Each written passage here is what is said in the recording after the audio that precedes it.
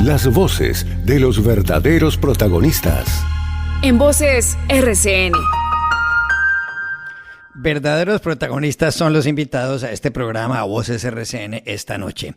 En primer lugar está con nosotros la concejala Sandra Forero. Bienvenida a esta mesa. Juan Carlos, buenas noches, un gusto nuevamente estar acá. Un saludo a mis compañeros de panel, Alejandro, a ti por supuesto, gracias por la invitación y a todos los oyentes, claro. Muchas gracias. Alirio Uribe, representante de la Cámara, bienvenido a este programa. Buenas noches, Alejandro, gracias por la invitación. Juan Carlos, y obviamente un saludo a todos los colegas del panel y bueno, vamos a conversar sabroso arrancando este nuevo año. Sabroso. Camilo Granada, consultor en comunicaciones y analista político, bienvenido también a este programa. Juan Carlos, muy buenas noches, encantado de estar nuevamente aquí, feliz año para usted, para los colegas del panel, para la audiencia de Voces y encantado de estar aquí nuevamente, muchas gracias. Y nuestro otro invitado es Heráclito Landines, representante a la Cámara. Gracias por acompañarnos. Hola Juan Carlos, buenas noches, un saludo especial, un saludo a mi compañera y compañeros de panel, Alejandro, y a toda la audiencia de RCN. Bueno. Oigan, el primer tema tiene que ver con el tijeretazo que le han metido aquí al presupuesto del gobierno nacional. Evidentemente, pues no son épocas de vacas gordas, prácticamente nunca hay épocas de vacas gordas en ningún lado, pero lo cierto del caso es que el gobierno ha dicho que tiene que ahorrarse unos entre 4 y 5 billones de pesos, es decir, millones de pesos. El ministro de Hacienda, el doctor Diego Guevara, ha hablado en las últimas horas y ha dicho lo siguiente, óiganlo. Para nadie es un secreto que como gobierno nacional hemos tenido un 2024 con estrechez fiscal, sin embargo hemos sido rigurosos en el cumplimiento de la regla fiscal de 2024 se va a cumplir y cuando tengamos el cierre de los datos en marzo ya consolidados. Más allá de eso, para mantener esa senda y ese horizonte de sostenibilidad fiscal, necesitamos un esfuerzo de austeridad y parsimonía en las diferentes entidades, tratando de medir de una manera muy juiciosa los gastos en viáticos, los gastos en contratistas. Creo que eso es una gran señal.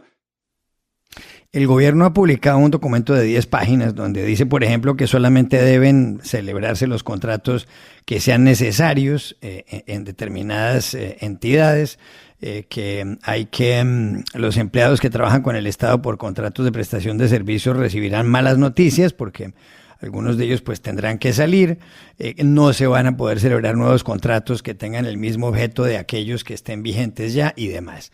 A la oposición, a algunos sectores de la oposición les parece que este plan se queda corto, que no es suficiente, que debería haber una apretada de pantalón mucho mayor. ¿Piensan ustedes que el gobierno está aquí haciendo lo correcto o piensan que se queda corto y que estos son paños de agua tibia? Alirio Uribe.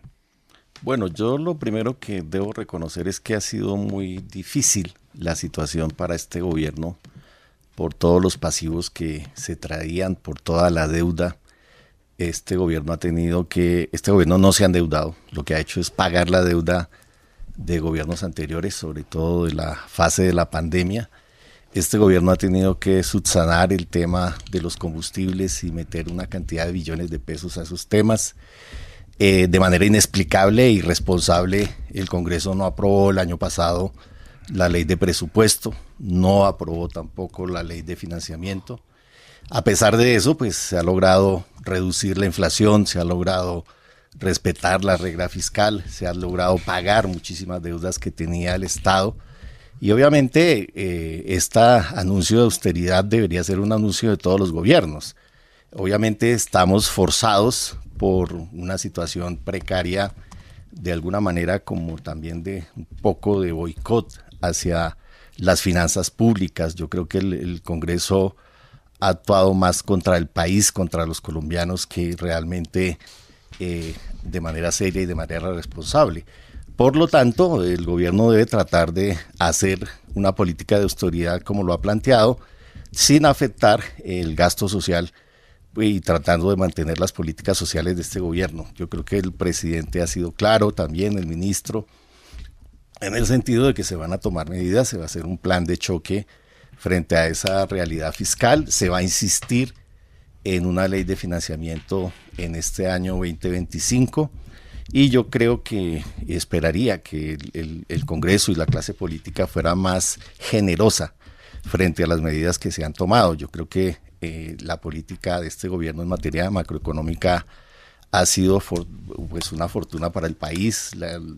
El dólar se ha mantenido, bueno, ha sido toda una política, a mi manera de ver, correcta. Entonces yo creo que hay que tomar medidas y creo que el gobierno pues está actuando en consecuencia. Por supuesto que hay problemas con las vigencias futuras, hay problemas con el pago de la deuda. La ley de presupuesto que se ha presentado el año pasado no tenía nada extraordinario, al contrario, la deuda va a aumentar en un 20% en el año 2025, es casi que el 25% del 20% del presupuesto nacional.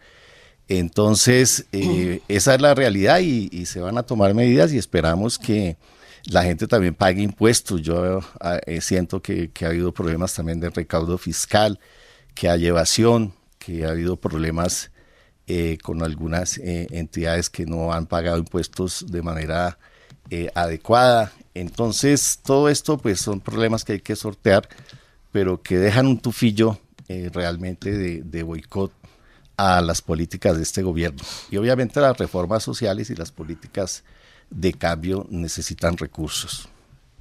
Claro. Oiga, pero en cuanto a los impuestos, doctora Lirio Uribe, Benjamin Franklin decía que solamente hay dos cosas seguras en la vida, que son la muerte y los impuestos. En cuanto a los empleados como yo, le digo que creo que la única segura son los impuestos, porque realmente creo que pagamos de todos los empleados en este país, que somos lo que no podemos ocultar ningún centavo, y además el problema del recaudo es otra cosa, pero eso sí se lo digo en nombre de todos los trabajadores de Colombia, que creo que lo único seguro son los impuestos, y seguramente en este gobierno y en todos los que vendrán. Pero hay grandes evasores, Juan Carlos, obviamente. Eso me imagino que sí, pero obviamente. Yo como le digo, los que somos empleados no obviamente, tenemos ahí que los que tenemos un salario lo declaramos, pagamos puntualmente. Evidentemente. Camilo Granada, ¿usted cree que se está quedando cortico el gobierno en este tijeretazo o le parece que va bien? No, pues si es la primera cuota del tijeretazo, pues hay que saludarla, pero si se piensa que con eso resolvió el problema, estamos muy lejos de ello. Solamente por los simples cálculos del propio gobierno, de la famosa ley de financiamiento para financiar el presupuesto de más de 500 billones de pesos, 520 si mal no recuerdo, se requerían primero 12, después lo bajaron a 9. Entonces, pues esa plata no está, por lo tanto, recortar ahorita 5 o 6 billones de pesos está lejos de ser lo necesario. Pero además hay que recordar que esos cálculos no eran suficientes ni siquiera en su momento, porque el déficit y la necesidad de recortes, según varios centros de estudio, incluyendo Fedesarrollo y la Universidad Nacional y otros, oscila entre los 25 y 30 billones de pesos. Entonces, pues los 5 o 6 que se están anunciando ahora, pues son realmente a duras penas la cuota inicial. Ahora, respecto del presupuesto del gobierno, pues hay que decirlo también con mucha crudeza y concreción. En términos reales es el presupuesto más alto que ha tenido el gobierno nacional en toda la historia del país. Entonces no es cierto que el gobierno no tenga recursos y que al gobierno le estén quitando los recursos en el Congreso. Hay un problema de ejecución y hay un problema efectivamente de recaudo sobre la base de los cálculos que había hecho el propio gobierno. Recaudo y que tiene que ver con, entre otras cosas, resoluciones optimistas de una cantidad de litigios fiscales que tenía la DIAN y que obviamente no se realizaron. Entonces yo sí creo que hay un problema, pero me preocupa más dos cosas en respecto de lo que viene por delante. Los que hemos pasado alguna vez por el sector público sabemos que el presupuesto de la nación, Juan Carlos, es muy, muy, muy rígido. La mayor parte de los gastos están precisamente, precomprometidos. Es las nóminas oficiales, es los aportes a las pensiones, son gastos fijos que son las transferencias de la nación a las regiones y los departamentos. Entonces el margen de maniobra del gobierno es muy limitado y pues por eso, valga la redundancia, pues recortar el gasto de funcionamiento en cosas como las horas extras, que el gobierno dice que hay que defenderle a los trabajadores, pero que hay que recortar en el sector público, las vacaciones y la gran pieza de reducción y de apretada de cinturón, que es el presidente no va a viajar a Davos este año, lo cual va a resolver buena parte de los problemas fiscales. Entonces, mientras no se toque el problema de la inversión, pues creo que es el único rubro, desgraciadamente, donde sí hay algo de margen, pues el gobierno va a seguir una estrechez económica. Y un último punto, me da pena alargarme, Juan Carlos, pero es que hay dos temas muy pendientes, muy claves para los más pobres de este país, que dependen del presupuesto de la nación y que son el gasto en salud y los subsidios eléctricos a los estratos 1, 2 y 3. Y en ambos temas el gobierno está más que atrasado y aparentemente está argumentando que no tiene la plata para pagarlos, y eso, sin embargo, afecta principalmente a los más pobres, tanto en salud como en electricidad. Heráclito Landines, ¿está de acuerdo con los anuncios del gobierno o le parece que debería recortar más cosas? Yo creo que el gobierno nacional ha hecho todo lo que ha debido hacer y lo que está haciendo para mejorar las finanzas públicas del país y hacer los ajustes requeridos en materia presupuestal, en materia fiscal. Este gobierno, como lo dijo mi compañero Lirio Uribe, recibió una deuda del fondo de los combustibles, cerca de 40 billones de pesos, que tuvo que enfrentar con una decisión muy seria y responsable con el país para ir quitando poco a poco los subsidios a los combustibles, particularmente la gasolina. El gobierno nacional recibió la deuda más grande de este país en los últimos, de todos los gobiernos acumulados, que incluso, dadas las circunstancias de la pandemia, el presidente Duque firmó un crédito por $6.000 millones sin la aprobación del Congreso de la República, dadas las condiciones particulares. Y eso lo está pagando para pagar en el corto plazo. Esa deuda la está asumiendo en el pago este gobierno. En el presupuesto del año 2024, que al final fue cerca de 489 billones de pesos, el rubro más grande fue el del pago del servicio de la deuda, 102 billones de pesos. Eso es casi que el 25% de los ingresos presupuestales del gobierno. Entonces, en ese escenario el gobierno ha sido serio, ha sido responsable. El presidente designó como ministro de Hacienda a Diego Guevara, que viene desde el inicio del gobierno. Fue viceministro de Ocampo, fue viceministro de Unilla y ahora es el ministro de la Hacienda Pública en Colombia. Entonces creo que está haciendo lo que debe hacer un gobierno serio en materia de finanzas públicas y en el tema de política fiscal. Creo que lo está haciendo muy bien. Que si es necesario hacer más recortes, yo creo que habría que evaluarlo, y lo ha dicho el ministro de Guevara en marzo, una vez se haga la liquidación del presupuesto del año de la vigencia anterior y se hagan las proyecciones o se recalculen las proyecciones de inversión para este año. Y en ese escenario hay costos, como lo dijo Camilo, que son inflexibles, que son rígidos y que son gastos recurrentes que el Estado y que el gobierno no puede decir, no vamos a pagarle a los funcionarios públicos, no vamos a pagarle a los subsidios que tienen que ver a la salud. El año pasado, por ejemplo, en salud, el rubro más grande fue 90 billones de pesos, de los cuales el gobierno nacional es el que aporta el 66% vía presupuesto general de la nación. Entonces, no puede decir el gobierno, no voy a girar la salud, no voy a girar para pagar los maestros, no voy a girar para que la máquina del Estado funcione. Eso no lo puede hacer. Entonces, lo que tendría que hacer es recortar en inversión, dado que tiene además un margen muy pequeño de inversión, dado que los otros rubros son los más grandes, particularmente el servicio de la deuda. Entonces, yo creo que lo está haciendo bien, yo creo que confiamos en las cifras del país, en los resultados macroeconómicos. El desempleo bajó a 8.2, por debajo de 2 dígitos, la inflación a 5.2, el salario mínimo del gobierno lo subió a 9.54, que quiere decir que los trabajadores van a recibir más recursos y van a tener más capacidad adquisitiva, es decir, va a haber más inversión porque la gente asalariada es la que más consume, básicamente consume, invierte todo su salario en consumir, contrario a los empresarios y a los sectores y a los estratos más altos que ahorran o que invierten, pero los trabajadores y los asalariados somos los que más gastamos. Entonces, en ese escenario, Juan Carlos, yo creo que este gobierno ha sido muy serio el manejo de la política macroeconómica y lo está demostrando. ¿Qué viene para el país? Yo creo que tenemos que ser más corresponsables entre todos los sectores políticos por la situación fiscal que atraviesan los colombianos del país. Esto no es un tema, como lo dijo hoy el alcalde de Medellín, que todo lo malo que pasa en este país es culpa de Petro, pero nunca le reconocen lo bueno. Yo creo que todos deberíamos trabajar desde todos los sectores, privados, los partidos políticos, la academia, pensando en cómo aportamos al país. No en cómo atacamos a Petro, no cómo le manifestamos que todo lo que hace Petro está mal. Porque creo que en este punto particular, Juan Carlos, este gobierno ha sido muy serio, ha sido responsable, y los resultados en las cifras macroeconómicas lo demuestran.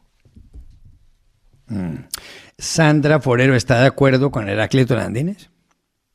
Pues no, Juan Carlos, me quiero referir a la inquietud inicial. Esta es una medida, el doctor Heráclito y el representante, ambos, Alirio, han afirmado que este gobierno encontró el país en estrechez fiscal. Tú mismo lo dijiste, siempre, nunca hay vacas gordas, siempre se debe partir de la base que toca trabajar en condiciones extremas porque no siempre, o casi nunca se tiene grandes recursos para hacer inversión social y para cumplir con las responsabilidades de funcionamiento. Entonces, un gobierno que todo el tiempo está mirando hacia atrás y está diciendo es que nos entregaron el país sobreendeudado, nos entregaron un país con estrechez fiscal, nos entregaron el país desconociendo todo lo que sí realmente se hizo en programas que movilizaban la economía. Y entonces hoy sale un proyecto de decreto de 10 páginas, hoy, 2 años y medio después de que arranca el gobierno, cuando todo el tiempo están diciendo que recibieron un país en condiciones extremas con una economía muy debilitada. Y 2 años y medio después sacan un proyecto de decreto al que le llaman de austeridad de 10 páginas, donde entonces se van a concentrar en órdenes de servicio, contratación de servicios, en que si no se justifica el contrato no se hace, en reducir vacaciones, en que el presidente le va a hacer el favor al país de no ir a Davos, en que van a ahorrar en publicidad estatal. Pero perdón, o sea, si encontraban el país tan mal y si se encuentran entonces con unas estrecheces enormes, de verdad es el momento, o sea, es una decisión tardía, bastante tibia, porque como dice Camilo, esto no le está pegando a los problemas estructurales, estamos hablando de pequeñeces, pero y además incoherente porque entonces mientras tanto reactivamos embajadas, vamos a abrir 10 embajadas nuevas, 51 mil millones de pesos al año, seguimos con la FAO, seguimos con una cantidad de influencers que están contratados pues para decir mentiras sobre la oposición. Seguimos con un Ministerio de la Igualdad que no ejecutó 1.8 billones de pesos el año pasado, 1.3 billones para este año, que ni siquiera sabemos si lo va a ejecutar. Un gobierno que arrancó y en la mayoría, y está aprobado y está documentado, en la mayoría de los ministerios incrementaron sus gastos de funcionamiento, no necesariamente inversión en recursos en la inversión. Entonces sí me parece que es una medida tardía, me parece que es una medida tibia y me parece que es una medida absolutamente incoherente. Hay un tema que estaban hablando ahorita del empleo. Uno de los segmentos en que más crece el empleo es en la administración pública.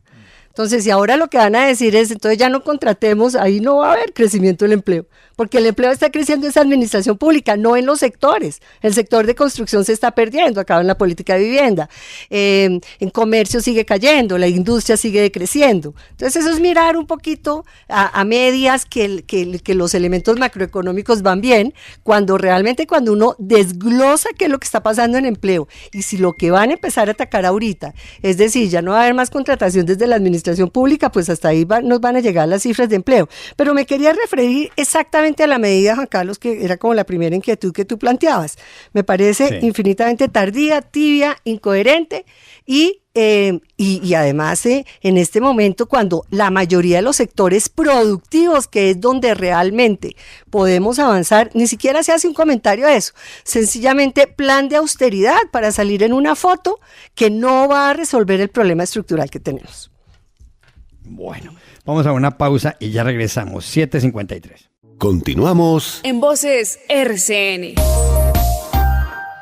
Seguimos en Voces RCN con Sandra Forero, Alirio Uribe, Camilo Granada y Heráclito Landines, y el siguiente tema lo pone sobre la mesa Alejandro Villegas. Pues tiene que ver con un enfrentamiento ya abierto, que no es de ahora, hay que decirlo, desde la misma campaña presidencial, cuando Federico Gutiérrez se presentó como uno de los aspirantes, luego cuando se hizo elegir como alcalde de la ciudad de Medellín, pues ha mantenido un choque permanente con el presidente de la República. El más reciente tiene que ver con la Escombrera, con los hallazgos que se han hecho allí de restos óseos de personas vinculadas con el conflicto armado. El presidente Petro ha dicho que todo esto corresponde a la Operación Orión y evidentemente queriendo vincular al expresidente Álvaro Uribe. En los últimos días se dibujó un mural en Medellín muy simbólico que representaba a las madres buscadoras, las madres de los jóvenes desaparecidos y que estarían allí en la Escombrera, en la Comuna 13.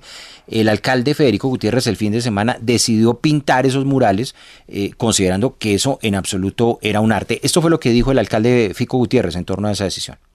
Cosa es el graffiti como expresión artística, como se ha consolidado en zonas, por ejemplo, como Comuna 13 y otras. Inclusive está reglamentado con una mesa del graffiti por acuerdo municipal, hay unas condiciones. Todo el apoyo siempre al arte urbano. Otra cosa es que hay algunos que consideran arte la ofensa a otros. Hay algunos que consideran arte querer ensuciar. Y el presidente Petro respondió también en las últimas horas. El fascismo en Medellín borra de nuevo el arte y la libre expresión en los muros. Los grupos fascistas quieren negar su fascismo, el ser simplemente delincuentes cuyo sectarismo los lleva a eliminar físicamente la diferencia. Esto es fascismo. Le responde el presidente. El alcalde Fico Gutiérrez otra vez insistiendo, una cosa el graffiti como expresión artística, como lo de la Comuna 13 y otras zonas de Medellín, y está reglamentado en un acuerdo municipal. Lo otro no. Y le responde el presidente Petro que sigue con el asunto, porque además él, en una declaración que le dio al diario El Colombiano, el alcalde Fico Gutiérrez dice que el presidente Petro odia Antioquia por las obras públicas que no se han desarrollado, pero además también con esta polémica. Y el presidente responde, odiar a Antioquia es ocultar los hechos de la Escombrera. El alcalde de Medellín debe responder en razón del orden público, porque en su gobierno no hizo la exploración para encontrar los seres humanos asesinados en la Comuna 13. ¿En qué orilla se ubican ustedes en medio de esta discusión, doctora Alirio Uribe, usted que además es defensor también de derechos humanos? Bueno, mira, lo que habría que decir es que desde el punto de vista constitucional, lo ideal sería que hubiese una coordinación y una cooperación entre las autoridades del orden nacional y las autoridades del orden local. Es lamentable para mí que se dé este tipo de polarizaciones. En la Comuna 13, hoy la unidad de búsqueda reporta más de 500 desaparecidos, algunos atribuyen como más o menos 100 casos a la época de la Operación Orión. Efectivamente, ahorita la JEP ha movido el tema, ha encontrado algunos restos, están en eso. Nosotros aprobamos en el Congreso, yo fui ponente coordinador de la ley que reconocía precisamente las mujeres buscadoras. Y ahí los temas de la verdad, de la memoria. Yo sí creo que es lamentable que se borren ese tipo de grafitis alusivos a las víctimas, alusivos a lo que ha pasado, a la memoria. Me parece que es lamentable. No creo tampoco que el gobierno tenga ninguna política contra Antioquia. Hay una reducción de homicidios muy importante en el país que tiene que ver precisamente con la paz total, y concretamente en Medellín. El diálogo que hay con las bandas armadas que lidera la senadora Isabel Zuleta y otras personas, donde yo lo que haría desde acá es invitar al alcalde Fico a que se vincule a ese proceso, porque efectivamente son más de 11.000 hombres en armas que están ahorita sentados con algunos niveles de negociación, y eso es lo que ha contribuido realmente de manera eficaz a bajar la tasa de homicidios en Medellín. En Antioquia el gobierno ha hecho inversiones, el gobierno ha hecho entregas de tierras, ha reconocido zonas de reserva campesinas, ha creado distritos mineros, distritos ambientales. Yo diría que no es así. Yo el llamado que haría es a que las autoridades cooperen en esto, y el llamado que haría ya como abogado de derechos humanos, que ha sido mi vida, pues es que las autoridades tienen la obligación constitucional y en este caso con la ley de las mujeres buscadoras de apoyar y de contribuir al esclarecimiento de la verdad, a la memoria.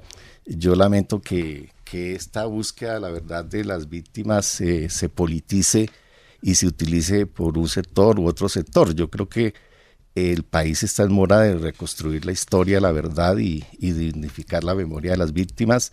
Es un hecho cierto y real que tenemos miles y miles de personas desaparecidas y que tenemos que hacer el esfuerzo para encontrarlos y no debería existir esta polarización en la sociedad. Yo creo que las víctimas son de todos los sectores, víctimas de la fuerza pública, víctimas de la guerrilla, víctimas de paramilitares, y eso se debería respetar, eso debería tener un límite, digamos, en el tema político desde mi punto de vista. Doctora Sandra Forero, ¿esto fue un acto provocador del alcalde Fico Gutiérrez o, como él dice, pues esto no es arte y lo que quieren es politizar esta discusión con las acusaciones que se han hecho?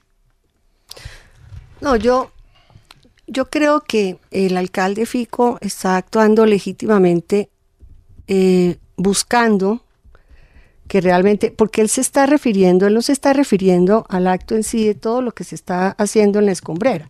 El problema aquí es que se está asumiendo que una operación legítima de las instituciones, como fue la Operación Orión, que permitió recuperar el control de una zona que era muy complicada a nivel del país, que era reconocida mundialmente por la violencia que se daba.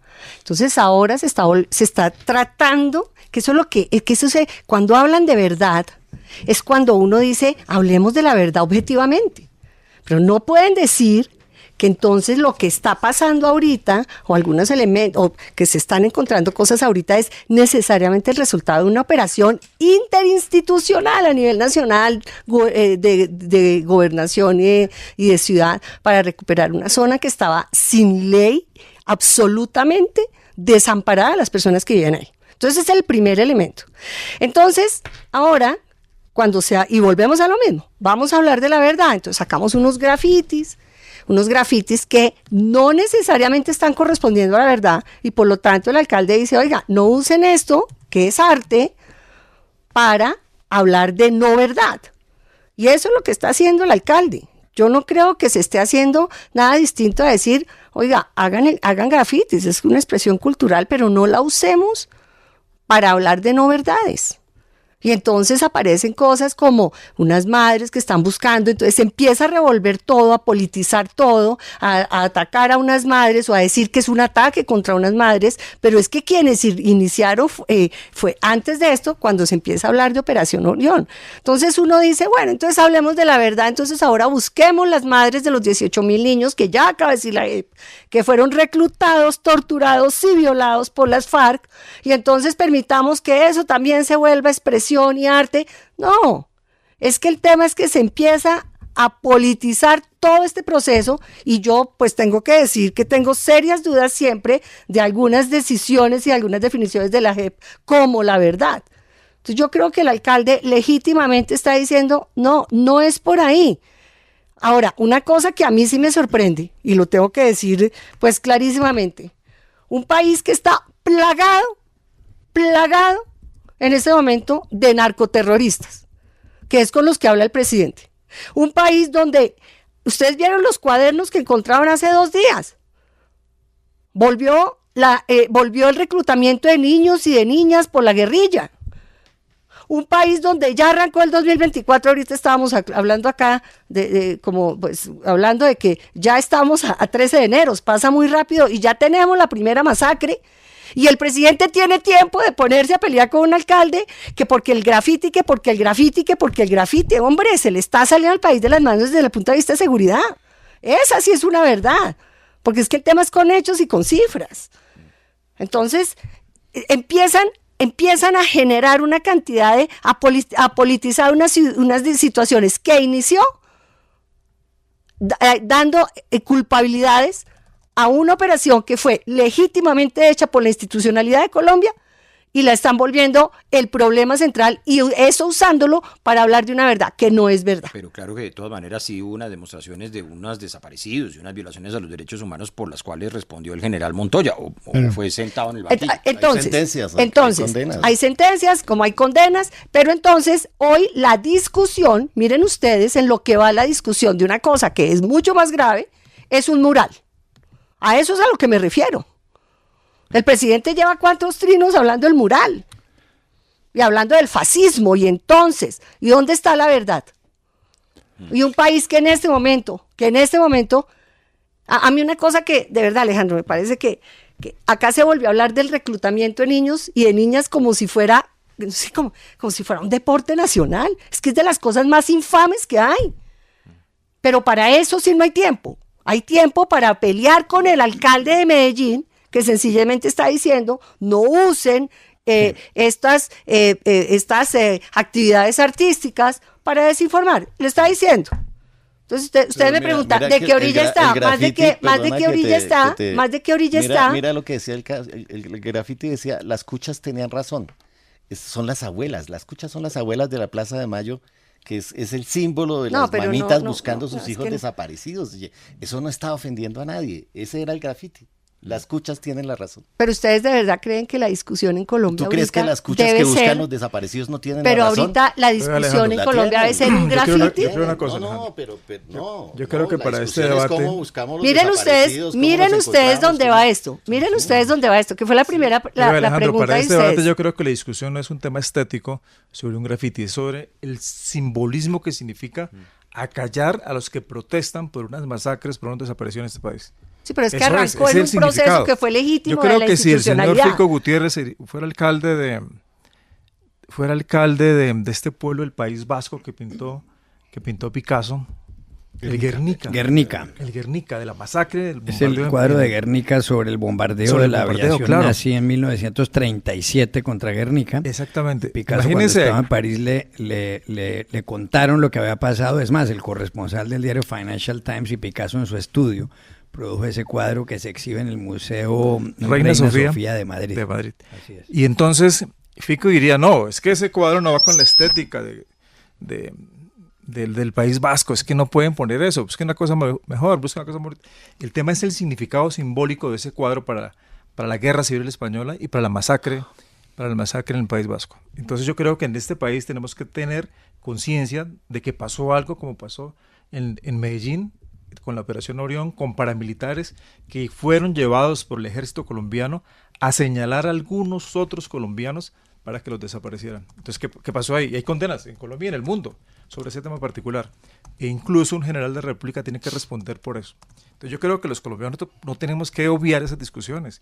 Si las madres buscadoras de sus hijos, o las hermanas, o las tías, están manifestándose ahí con una manifestación simbólica, pues tenemos que respetar la memoria y tratar entre todos los colombianos de buscar la verdad para que después no se repita. ¿Por qué huimos a esa discusión? Y entonces en esa discusión el señor Fico Gutiérrez quiere asumir como contradictor político de Petro y sacar pecho, como lo está haciendo incluso Galán en Bogotá, que no se dedican a gobernar, a hacer lo que tienen que hacer, sino a discutir y a controvertir a Petro en todos los escenarios que puedan controvertirlo. Yo creo que las responsabilidades políticas de un alcalde son velar por sus ciudadanos y por la vida de sus ciudadanos. Fico Gutiérrez debería estar exigiendo que haya justicia, que haya verdad y que haya reparación en esos casos de medellinenses que murieron o que desaparecieron por la Operación Orión en Medellín. Creo que eso es responsable con el país, con los jóvenes.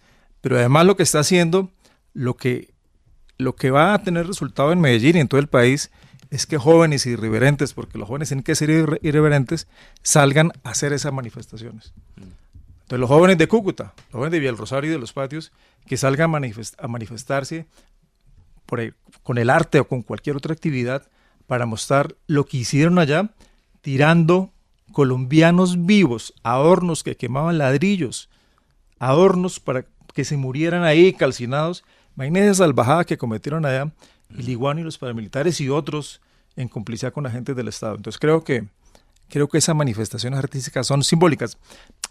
La discusión no es estética, o si los colores están bien o están mal, es una discusión de memoria de este país y de la verdad y de la reparación de la reparación de esas familias. Y de hecho esta tarde volvieron a pintarlo con la expresión que ya decía el doctor Alirio Uribe, de las cuchas tenían la razón. Doctor Camilo Granada, ¿qué opina de esto? ¿Fue innecesario o usted cree que, como el alcalde Fico Gutiérrez dice, esto es un tema estético y aquí no podemos permitir que se lancen injurias y acusaciones en las paredes de la ciudad? No, yo creo que el alcalde está equivocado en este tema. Está equivocado porque hay un tema de libertad de expresión y en particular de libertad de expresión, sobre todo de víctimas, que es fundamental. Más allá del debate de qué pasó en la Operación Orión, Sandra, yo estoy de acuerdo que no basta decir que eso fue una operación institucional, hubo una operación en la que hubo excesos, no importa si estaba bendecida por todas las instancias jurídicas y políticas del país, que el hecho es que se cometieron una serie de abusos que llevaron a desapariciones y a muertos. Pero más allá de eso, e independientemente de la posición que cada uno de nosotros pueda tener respecto del papel de la justicia para la paz, de la justicia especial para la paz, pues la verdad es que sí hay unas condenas y hay unas conclusiones y hay un reclamo legítimo de la población que tiene que ser escuchado. Entonces yo creo que el alcalde se equivoca aquí. Sin embargo, también debo decir que el presidente también se equivoca convirtiendo este tema en un tema entre fascismo y libertad, que es lo que la palabra más, o sea, en un análisis que hizo La Silla Vacía, la palabra más usada por el presidente Petro en sus discursos es Gustavo Petro. La segunda es fascismo y nazismo y Hitler. Entonces uno dice, de verdad, el presidente está un poco desenfocado cuando cualquier discusión se vuelve un debate entre fascismo y libertad, y él no condena, por ejemplo, el problema de los abusos autoritarios de Maduro. Entonces, pero no voy a entrar en ese tema, ¿no? Lo que quiero decir es que ambos se equivocan. Se equivoca el alcalde en censurar una expresión legítima de dolor y artística de protesta política. Y todos esos convenientes hacen intocable esa expresión. Claro. Y se equivoca el presidente en seguir cazando una pelea con un rival que derrotó en las elecciones del 22 y con el cual sigue peleando. Hay una frase muy importante de un gran político que es: nunca hay que dar una batalla dos veces, si la ganaste o si la perdiste. Y Petro ganó esa batalla contra Fico Gutiérrez. ¿Y por qué la sigue dando? No sabemos. Y respecto de eso, yo sí creo, último comentario sobre el presidente de la República, es que si hay alguien que le ha gustado inmiscuirse e ir más allá de las competencias territoriales que le corresponden, es al presidente de la República. Le encanta inaugurar polideportivos donde no le corresponde, le encanta meterse en la discusión sobre el metro de Bogotá, sobre todos los temas. Entonces, él sí que debería estar pendiente más de sus responsabilidades como presidente de todos los colombianos y no pretendiendo suplantar las funciones de los alcaldes. Pero, insisto, en este tema no puedo sino condenar la acción del alcalde Fico Gutiérrez en este tema, que se equivocó de plano a plano. A propósito de fascismo, leo aquí la definición del diccionario de la Real Academia. Dice: movimiento político y social de carácter totalitario que se desarrolló en Italia en la primera mitad del siglo XX y que se caracterizaba por el corporativismo y la exaltación nacionalista. Bueno, eso es básicamente lo que dice. Sí, porque es que yo creo que la gente usa las palabras. Es bueno. Oigan, pero mire, ¿alguno quiere comentar algo de la palabra fascismo? Porque no, yo creo que el presidente de la República, a propósito, Camilo, él debe participar y opinar de los grandes temas nacionales. Y el tema de orden público y el tema de la paz, el conflicto armado en Colombia, perdóname, Alirio, es una competencia dame un segundo, del jefe del Estado colombiano. Pero es que Entonces, lo que pasa es que el presidente no tiene que está para opinar, temas, el presidente claro. tiene que actuar, el presidente está para liderar, no para opinar. Él ya no es, él no es nosotros. Yo soy un opinador. Gobierno y como jefe de Estado. Yo soy un opinador, el presidente no lo es. En tanto, las posiciones de jefe de Estado se transmiten por boca del presidente. No tiene otro mecanismo sino ese. No tenemos un vocero oficial, un speaker oficial. Si no le da opinar sobre eso, sobre temas del metro de Bogotá. La nación financia el 70% del metro de Bogotá. Entonces tiene que opinar sobre la capital del país. No tiene que opinar sobre esos temas en ya los se llegó a un cuales acuerdo. El gobierno nacional pone la plata en el 70%. Tiene que opinar sobre eso. No. Tiene que hablar sobre eso. Entonces no podemos nosotros decirle que el presidente el gobierno nacional ¿cuáles temas se limitan? En un país centralista como Colombia, presidencialista como Colombia, el presidente tiene competencias sobre casi todos los temas. Y fíjense por qué inaugura polideportivos. No, pero perdón. Eso es lo que tenemos que cambiar de este país, que un polideportivo lo financia una entidad nacional. Un polideportivo tiene que financiar el municipio, el distrito o el departamento, pero no la nación. Por eso hay que cambiar y hacer énfasis en la descentralización de este país y quitarle ese tipo de competencias al gobierno nacional, como son que vengan alcaldes a buscar proyectos en Bogotá. Eso sí me parece que debemos. Quiero verlos a ustedes, en la señores representantes de la Cámara, haciendo la pelea para entregarle de verdad las responsabilidades a los alcaldes y gobernadores. Hace 40 años decían que los colombianos no están maduros para elegir alcaldes ni gobernadores. Pues, claro, pero sí eran maduros para elegir presidentes y senadores y congresistas.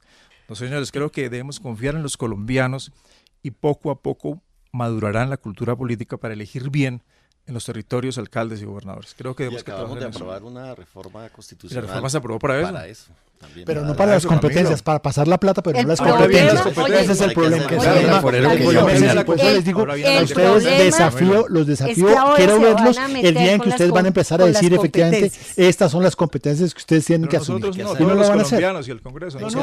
Es que yo no tengo voto en el Congreso en esa pelea. Sandra. No, yo lo que quiero decir, Juan Carlos, mira dónde arrancó esto. Y por eso hice mi reflexión inicial. Acá arrancamos con un graffiti, que el problema arrancó con unas decisiones o una investigación sobre la Operación Orión. Eso es una cosa súper estructural. Son los muertos en la escombrera. Eso es una cosa súper estructural. Y acá la discusión, es que la puso Alejandro así, ustedes la pusieron, Juan Carlos. Es que si estuvo bien que Fico borrara o no borrara el graffiti. Y el presidente entró a hablar fue el graffiti. Quien arrancó a controvertir fue el presidente, no el alcalde de Medellín. Más allá si yo estoy de la orilla de Fico del presidente.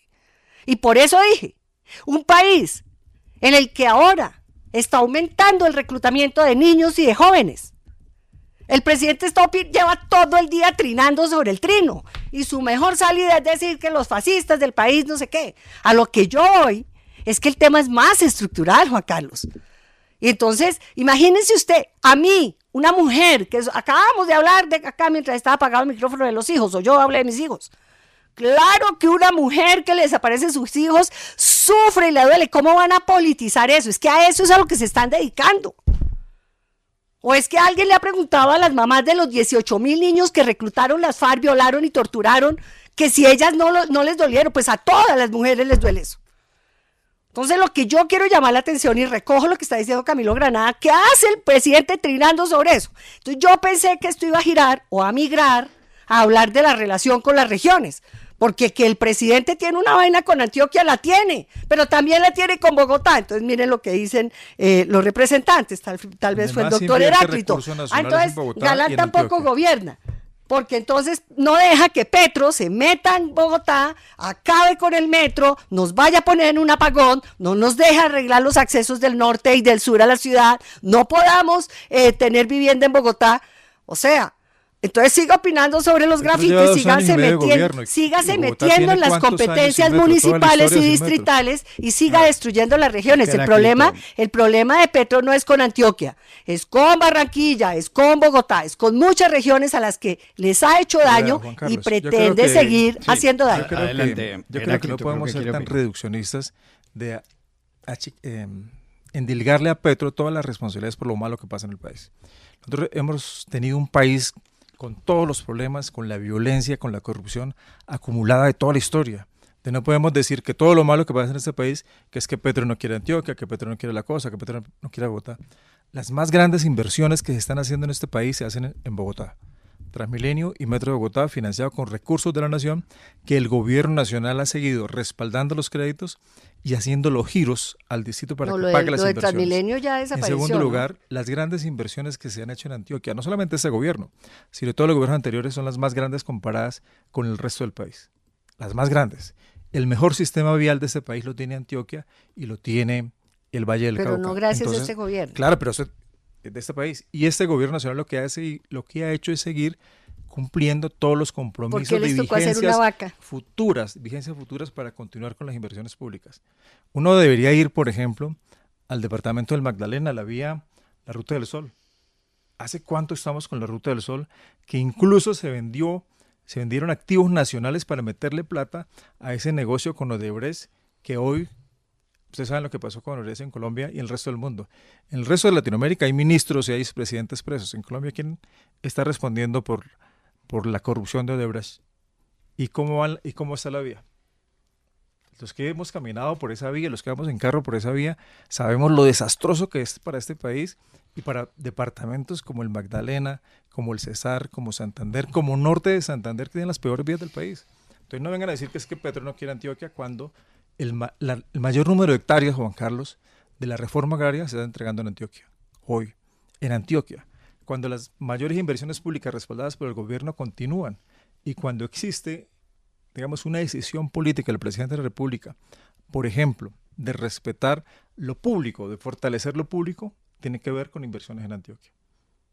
Es decir, eso, Juan Carlos, yo creo que nosotros no podemos reducir que algo que pase en este país es porque Petro no quiere Bogotá o no quiere Antioquia, no quiere los pastusos. No, señor. Yo creo que, Sandra, eso es irresponsable con un país como el nuestro, que debe buscar canales y puentes de unión para construir un gran país para todos.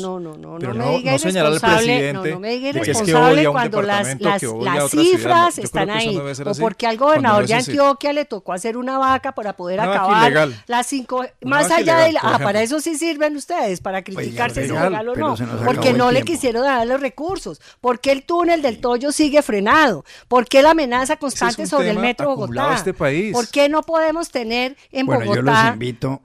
Bueno, sí, perdón, Juan Carlos. Bueno, pues es que decir que irresponsable cuando así son las noticias y las realidades. Me da vergüenza interrumpirlos, pero es que lo que pasa es que de verdad se nos acabó el tiempo. Yo los invito nuevamente a un debate sobre ese tema. Sandra Forero, Alirio Uribe, Camilo Granada, Heraclito Landines, gracias por haber estado aquí y a ustedes los espero mañana en Voces RCN. 8 de la noche, 30 minutos.